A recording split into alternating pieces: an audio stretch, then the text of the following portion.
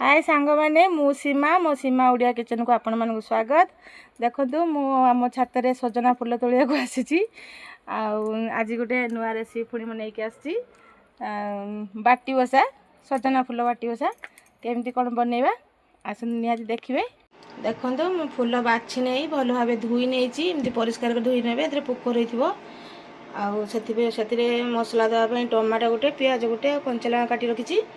सोरिष मसला टे दिज्व धला सोरिष देती जीरा चामचिए सोरिष चामचिए दुटा शुक्ला लंका 4 फांकुड़ा रसुण पियाज गोटे आसतु सजना फुलटा टे भाजी नवा पैन बसई नहीं टे अल्प तेल पकई देती सतुली नवा सतुली देने आगे राइया बास्नाटा आसगला अल्प टे सतुली बाटी बसाटा निहाती सतुली बसैले भल लगे। देखते ये अल्प टे सतुल अल्प टे सतुल आगे सतुल से भितर आम मसलाटा रेडी कर ना। देखो गोटे बाटी नहीं आसी 2 चामच सोरिष तेल दे दीजिए ये मसलाटा देखते से देदेबा से टमाटो कंचा लंका पियाज जो काटिक रखी से देदेबा लुण स्वाद देदेवे हलदी स्वाद देखिए देवे। देखो हो गला एथर आम से बाटी देदेबा उठना से बाटी को देखो एथर तक आम भल भाव गोल नवा तेल देखी पकेबे तो टे तेल दरकार 2 चामच तेल मुझे अल्प फुल बोली से अनुसार देखीदे अल्प टे पानी देदेबा तो सीझापी जो प्लेट रे मसला रखी से मसला पानी टाक देदेबे देखते होगला एथर आम टे बसईदे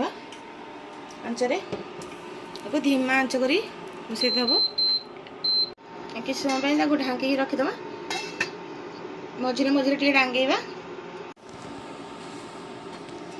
देखो मझे मझे टे डांगे देवे आगिज बाटी बसाटा अल्प पानी होमती थोड़े थोड़े डांगे ने तो आगे ढांकी नवा धीमा आंचरे बसैबे एमती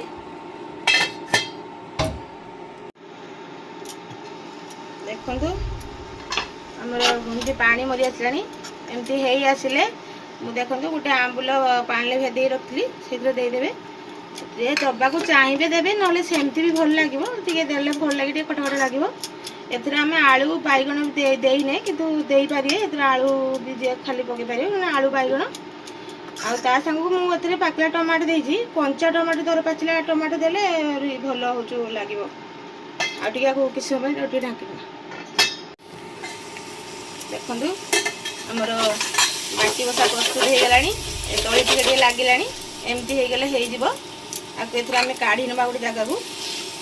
देखो केते सुंदर देखा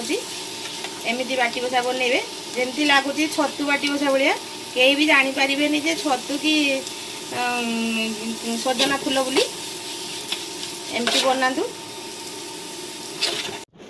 देखो आमर प्रस्तुत होगा सजना फुल बाटी बसा आपण एमती बनातु निहाती खाई मते कमेंट रे जणातु केमिति लागुची। नमस्कार।